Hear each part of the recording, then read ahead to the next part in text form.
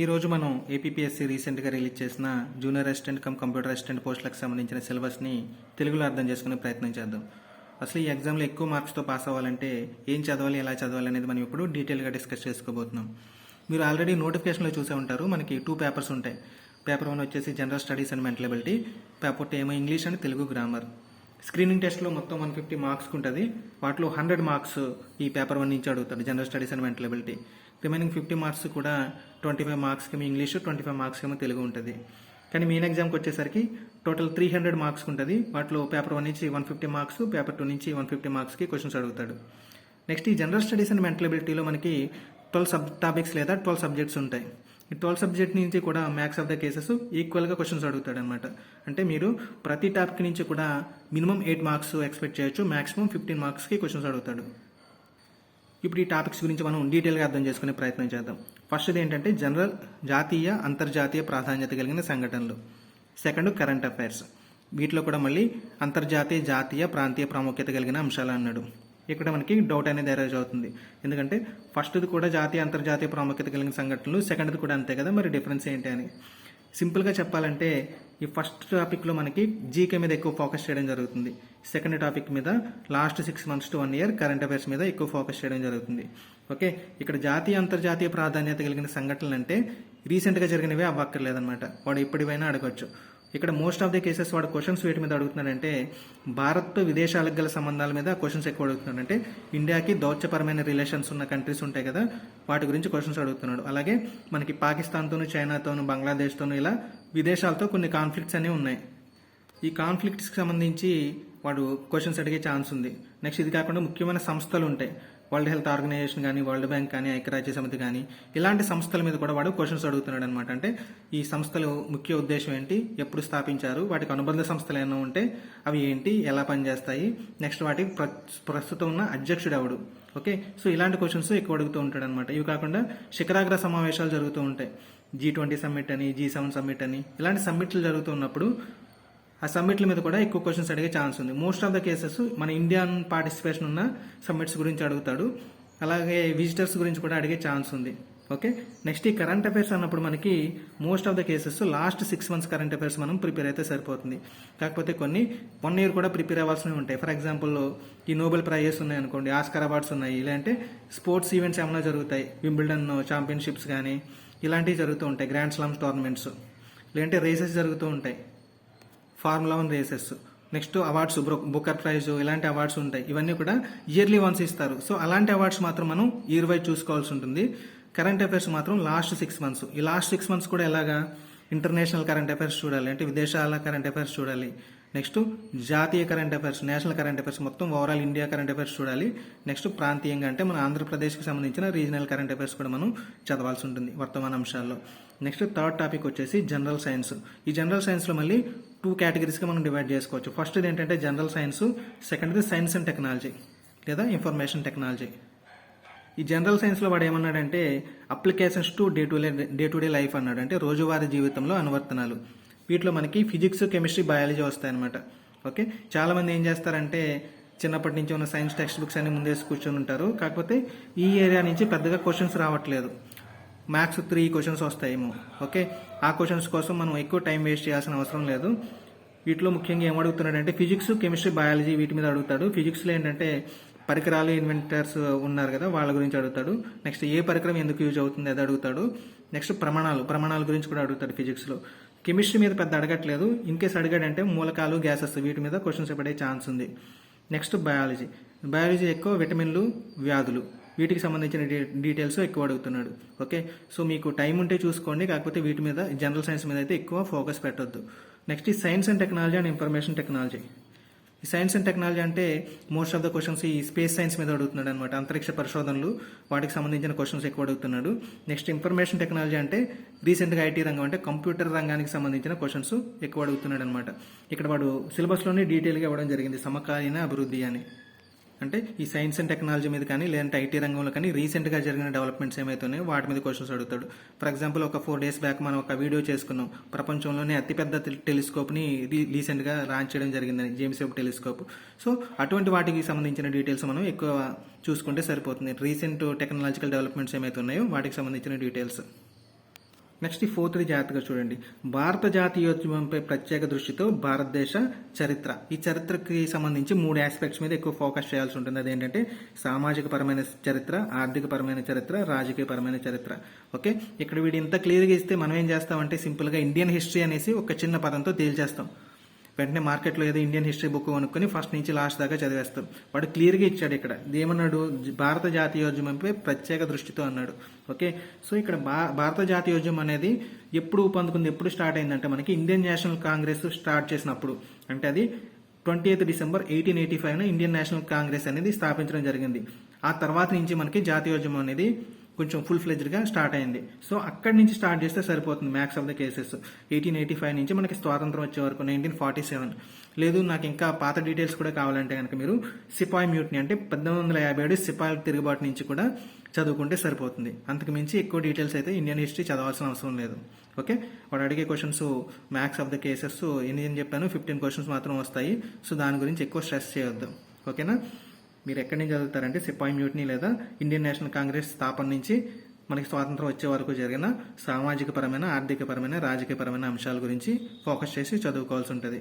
Next వచ్చేసి Indian polity, భారత రాజకీయ వ్యవస్థ పాలన, ఇంగ్లీష్లో అయితే ఇండియన్ పాలిటీ అండ్ గవర్నెన్స్. ఇది కూడా మనకి ఆంధ్రప్రదేశ్పై ప్రత్యేక దృష్టి అన్నాడు. ఇలా ఆంధ్రప్రదేశ్పై ప్రత్యేక దృష్టి అన్న ప్రతిసారి కూడా మనం నేషనల్లో చదవాల్సి ఉంటుంది. నెక్స్ట్ మన స్టేట్ వైజ్ రీజనల్ కూడా చదవాల్సి ఉంటుంది. వీటిలో ఏమేమి పాయింట్స్ మీద ఎక్కువ ఫోకస్ చేయాలంటే రాజ్యాంగపరమైన సమస్యల గురించి ఫోకస్ చేయాలి. నెక్స్ట్ ప్రభుత్వ విధానాలు ఎలాగున్నాయి, సంస్కరణలు, వీటి గురించి మనం ఎక్కువ చదవాల్సి ఉంటుంది. ఇవి కాకుండా ఈ గవర్నెన్స్ కార్యక్రమాలు. ఈ సమస్యలు అంటే రీసెంట్గా జరిగిన అమెండ్మెంట్స్ ఉంటాయి కదా, మన రాజ్యాంగంలో రీసెంట్గా చేసిన అమెండ్మెంట్స్, వాటి మీద ఎక్కువ ఫోకస్ చేయాల్సి ఉంటుంది. ఈ ప్రభుత్వ విధానాలు అనేసరికి మనకి రీసెంట్గా పొలిటికల్ కరెంట్ అఫైర్స్ ఏమైతే ఉన్నాయో వాటి మీద క్వశ్చన్స్ అడిగే ఛాన్స్ ఉంది. ఓకే, నెక్స్ట్ ఈ గవర్నెన్స్ కార్యక్రమాలు అంటే రీసెంట్గా పొలిటికల్గా ఏమైనా టెక్నాలజికల్ అడ్వాన్స్మెంట్స్ జరిగితే, ఫర్ ఎగ్జాంపుల్ ఏమైనా గవర్నమెంట్ ఏమైనా కొత్త యాప్స్ లాంచ్ చేసింది అనుకోండి, ఆ యాప్స్ గురించి, ఇలాంటి వాటి గురించి టెక్నాలజికల్ సంబంధించిన డీటెయిల్స్ అన్ని కూడా మనం చదువుకోవాల్సి ఉంటుంది. ఈ పాలిటిక్స్ సంబంధించి మనం డీటెయిల్గా ఒక సెపరేట్ వీడియో చేసుకుని డిస్కస్ చేసుకుందాము. నెక్స్ట్ 6th పాయింట్ వచ్చేసి మనకి ఇండియన్ ఎకానమీ. దాని గురించి నేను కావాలని చెప్పి పక్కన పెట్టాను, దాన్ని మనం తర్వాత పేజీలో డిస్కస్ చేద్దాం. నెక్స్ట్ వచ్చేసి మనకి జాగ్రఫీ, ఇండియన్ జాగ్రఫీ కూడా మనకి ఇక్కడ ఆంధ్రప్రదేశ్పై ప్రత్యేక దృష్టితో అన్నాడు. Okay, most of the questions అయితే మనకి ఇండియన్ జాగ్రఫీ నుంచి అడుగుతాడు, కాకపోతే ఏపీ జాగ్రఫీ నుంచి కూడా అడిగే ఛాన్స్ ఉంది. ఓకే, సో ఫస్ట్ మీరు చదవాలనుకున్నప్పుడు ఏం చదువుతారంటే భారత భూగోళ శాస్త్రం లేదా ఇండియన్ జాగ్రఫీ ఫస్ట్ కంప్లీట్ చేసేయండి. ఈ కంప్లీట్ చేస్తాం కూడా పైపైన కాకుండా బేసిక్స్ అంటే అక్షాంశాలు, రేఖాంశాలు అంటే ఏంటి, ఓకే, అసలు ఎర్త్కి సంబంధించిన బేసిక్ సాయిల్స్ ఎన్ని రకాలు ఉన్నాయి, ఈ డీటెయిల్స్ ఫస్ట్ నేర్చుకుని తర్వాత భారత భూగోళ శాస్త్రం, దాని తర్వాత మనకి ఏపీ జాగ్రఫీ చదవాల్సి ఉంటుంది. మెయిన్ ఏ టాపిక్స్ కవర్ చేయాలంటే నేలలు, నదులు, అడవులు, వనరులు, జనాభా, ఈ టాపిక్స్ మీద మనం ఎక్కువ ఫోకస్ చేసి చదువుకోవాల్సి ఉంటుంది. నెక్స్ట్ 7th and 8th చూడండి, విపత్తు నిర్వహణ ఒకటి, సుస్థిర అభివృద్ధి ఒకటి. ఈ రెండు కూడా చాలా ఇంపార్టెంట్ అండ్ ఈజియెస్ట్ టాపిక్స్ అనమాట. ప్రతి టాపిక్ని కూడా కంప్లీట్ చేయడానికి మనకి 7 days పడుతుంది. ఓకే, మ్యాక్స్ 7 daysలో కంప్లీట్ చేసేయచ్చు. Easiest and most expected topics. So వీటి మీద మనం ఎక్కువ ఫోకస్ చేయాల్సి ఉంటుంది. విపత్తులు అంటే మన అందరికీ తెలిసిందే. ఒక ఏరియాకు ఉన్న జియోగ్రాఫికల్ సిచ్యువేషన్స్ బట్టి ప్రతి ఏరియాకు కూడా కొన్ని రకమైన విపత్తులు సంభవించే అవకాశం ఉంటుంది. అవి ప్రకృతిపరమైనవి కావచ్చు, లేదంటే మానవ తప్పిదాల వల్ల సంభవించేవి కావచ్చు. ఓకే, వీటిని ఎలా నిరోధించాలి, వచ్చిన తర్వాత వాటి నుంచి మనం ఎలా బయటపడాలి, ఈ రెండు సంబంధించి మనం డీటెయిల్గా నేర్చుకోవాల్సి ఉంటుంది. ఓకే, ఫస్ట్ ఏంటంటే అసలు విపత్తులు సంభవించే ప్రాంతాలు ఏంటి, నష్ట నివారణ, ఉపశమన చర్యలు అంటే ప్రివెన్షన్ అండ్ మిటిగేషన్ స్ట్రాటజీస్ అనమాట. నష్ట నివారణ అంటే ఏంటంటే ఫర్ ఎగ్జాంపుల్ మనకి సునామీ వస్తుందని తెలుస్తుంది, లేదంటే భూకంపం సంభవించవచ్చని ముందుగానే తెలిసింది అనుకుందాం. అప్పుడు ఏం చేస్తామంటే మనం ఎవాక్యుయేషన్ మెథడ్స్ అంటే అక్కడ ఆ జనాలందరినీ ఖాళీ చేయడం కానివ్వండి, లేదంటే ఆ ప్లేస్లో ఉన్న వాల్యుబుల్ ఐటమ్స్ ఏమైతే ఉన్నాయో వాటిని వేరే ప్లేస్కి మార్చడం కానీ ఇలాంటివి చేయడం ద్వారా ఏమవుతుందంటే నష్టం అనేది మనం నివారించవచ్చు. ప్రాణ నష్టం, ఆస్తి నష్టాన్ని నివారించవచ్చు. ఇన్ కేసు మనం ఈ నివారించలేకపోయాం, సడన్గా వచ్చేసింది, తుఫాన్ వచ్చింది సడన్గా, లేదంటే భూకంపం సడన్గా వచ్చేసింది. సో అటువంటిప్పుడు ఏంటంటే మనం ఉపశమన చర్యలు ఎంత త్వరగా మనం ఆ దెబ్బ నుంచి కోలుకోగలగాలి అనేది మనం ప్లాన్ చేసుకోవాలన్నమాట. వీటికి సంబంధించిన details. Next remote sensing, GIS, ఈ రెండు most important and most expected. అలానే చాలా ఈజీ అనమాట. ఒక్కొక్క టాపిక్కి వన్ డే కంప్లీట్ అయిపోతుంది. రిమోట్ సెన్సింగ్ అంటే ఏం లేదు, ఎర్త్ని ఉపగ్రహాల లేదా ఎయిర్ క్రాఫ్ట్ సాయంతో స్కాన్ చేసి ఆ ఇన్ఫర్మేషన్ అంతటిని గ్యాదర్ చేయడం.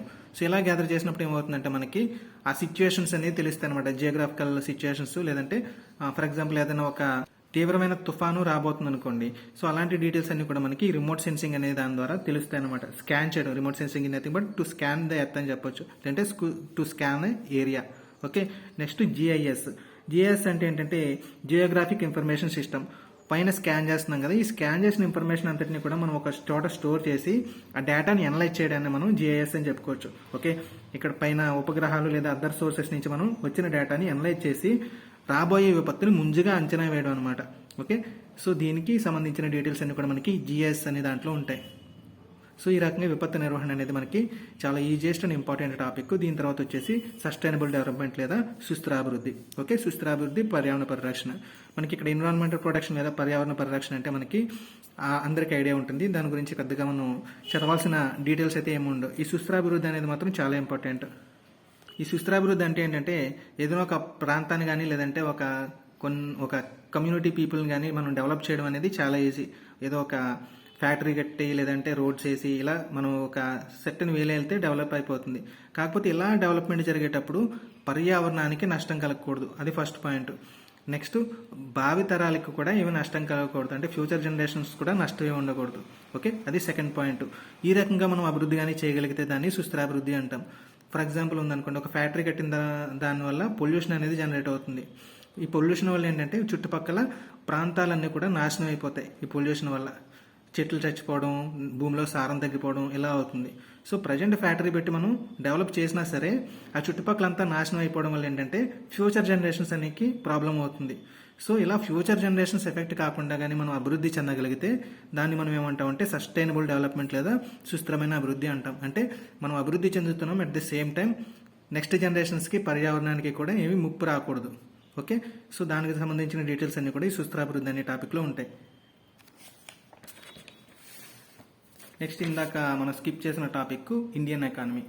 ఇక్కడ ఇండియన్ ఎకానమీ అనగానే మనం జనరల్గా ఏం చేస్తామంటే రీసెంట్ బడ్జెట్ సర్వేస్ చదువుకుని వెళ్తాం. కాకపోతే వాడు ఇక్కడ కూడా క్లియర్గా మెన్షన్ చేయడం జరిగింది. ఏమని మెన్షన్ చేశాడంటే స్వాతంత్రానంతరం భారతదేశ ఆర్థిక అభివృద్ధి అని. అంటే మన ఇండియన్ ఇండిపెండెన్స్ అక్కరైనప్పటి నుంచి, అంటే ఇండియాకి స్వాతంత్రం వచ్చినప్పటి నుంచి కూడా మన ఇండియా ఎలా డెవలప్ అయిందో కావాలంటే వాడికి, అంతేగాని రీసెంట్ డెవలప్మెంట్ కాదు. సో ఇక్కడ మనం వేటి మీద ఎక్కువ ఫోకస్ చేయాలంటే 5 years ప్లాన్ మీద ఎక్కువ ఫోకస్ చేయాల్సి ఉంటుంది.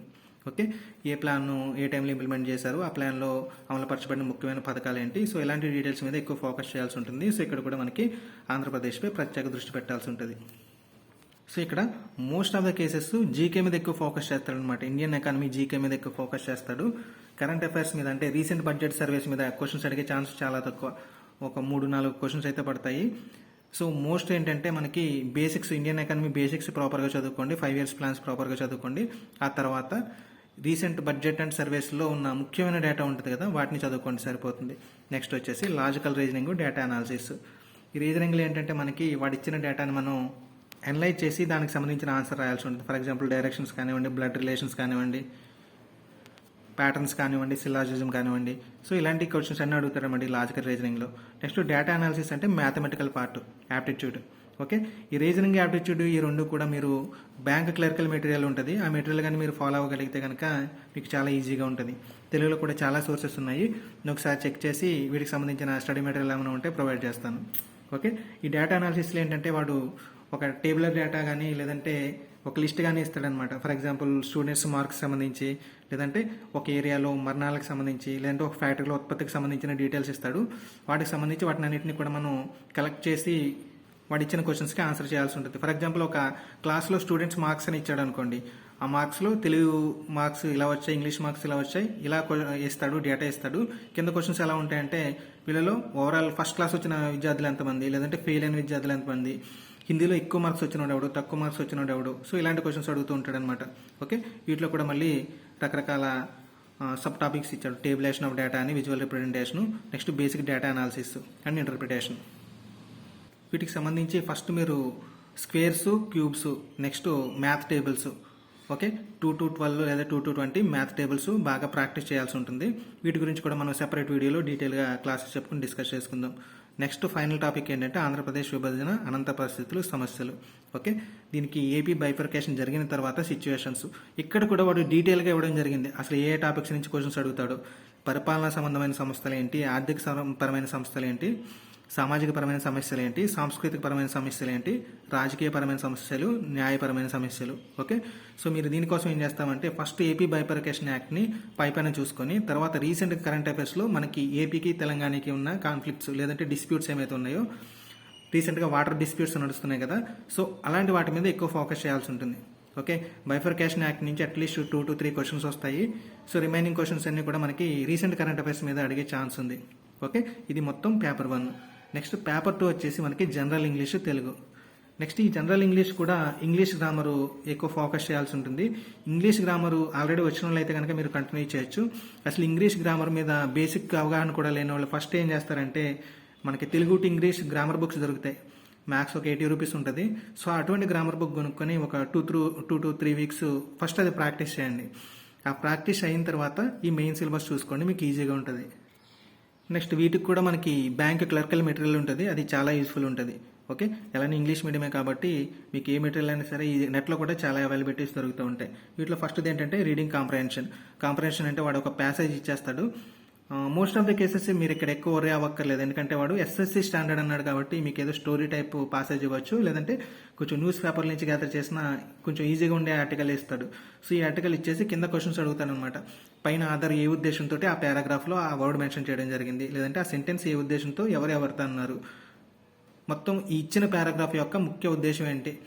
ఓకే, ఫర్ ఎగ్జాంపుల్ ఏమైనా పొల్యూషన్కి సంబంధించి ఇచ్చాడు అనుకోండి, వాటికి నివారణ చర్యలు ఇచ్చాడా, లేదంటే పొల్యూషన్ ఎలా జరుగుతుంది ఇచ్చాడా, లేదంటే పొల్యూషన్ మంచిది అని ఇచ్చాడా. ఓకే, సో ఇలాంటి క్వశ్చన్స్ అడుగుతూ ఉంటాడు అనమాట. లేదంటే ఏదో ఒక వర్డ్ని బోల్డ్ చేస్తాడు, ఆ ఇచ్చిన బోల్డ్ లెటర్ యొక్క సినోనిమ్ కానీ అంటోనిమ్ కానీ అంటే సమానార్థకం కానీ వ్యతిరేకార్థం కానీ అడిగే ఛాన్స్ ఉంది. నెక్స్ట్ వచ్చేసి యూసేజ్ అండ్ ఇడియమ్స్, జాతీయాలు. మెరిసేదంతా బంగారం కాదు. నెక్స్ట్ కుక్క కాటుకు చెప్పు దెబ్బ, ఇలాంటి కొన్ని సెంటెన్సెస్ ఉంటాయి మన తెలుగులో. ఓకే, వీటికి ఏంటంటే లిటరల్ మీనింగ్స్ ఉండవు. ఓకే, ఫర్ ఎగ్జాంపుల్ కుక్క కాటుకు చెప్పు దెబ్బ అన్నాం అనుకోండి, అది లిటరల్ మీనింగ్ తీసుకోమను. ఎవడైనా మనకి ఏమైనా తప్పు చేస్తే వాడిని రివెంజ్ తీసుకోవడానికి ఈ సెంటెన్స్ యూజ్ చేస్తాం. సో అటువంటి సెంటెన్సెస్ ఇంగ్లీష్లో కూడా ఉంటాయి. వాటిని ఏమంటామంటే మనం జాతీయాలు లేదా యూసేజ్ అంటాం. యూసేజ్ అంటే వాడుక మాటలు అని అర్థం అనమాట. సో ఇలాంటి జాతీయాలు ఉపయోగించినప్పుడు ఏమవుతుందంటే లాంగ్వేజ్ అనేది మనకి ఫ్లూయెంట్గా వస్తుంది.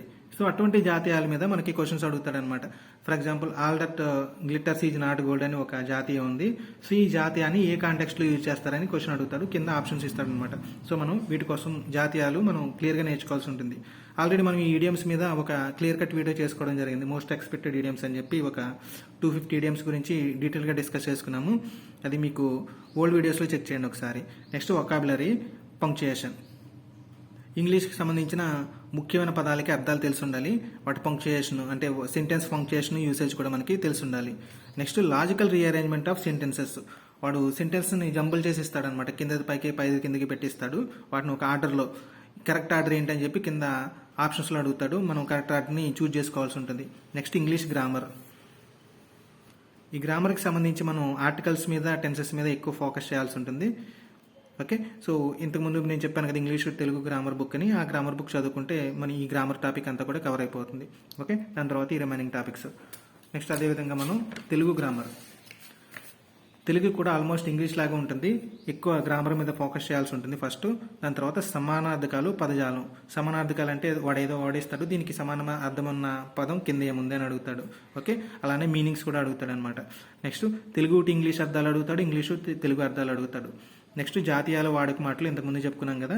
సో అలా తెలుగుకి సంబంధించిన జాతీయాలు ఏమైతే ఉన్నాయో వాటిని ఇచ్చి వాటి యొక్క లిటరల్ మీనింగ్ ఏంటి, ఏ సందర్భంలో ఈ జాతీయాన్ని యూజ్ చేస్తారని క్వశ్చన్స్ అడిగే ఛాన్స్ ఉంది. ఓకే, సో ఇక్కడతో మనకి సిలబస్ అనేది కంప్లీట్ అయింది. ఈ సిలబస్కి సంబంధించి ప్రతి టాపిక్ గురించి కూడా మనం డీటెయిల్గా సెపరేట్ వీడియోస్లో డిస్కస్ చేసుకుందాం. అలాగే ఒక స్టడీ ప్లాన్ కూడా నేను ప్రొవైడ్ చేయడానికి ట్రై చేస్తాను. ఇప్పటిదాకా చెప్పిన దాని మీద మీకు ఏమైనా డౌట్స్ ఉంటే కనుక కింద కామెంట్ సెక్షన్లో అడగండి. Thank you for watching.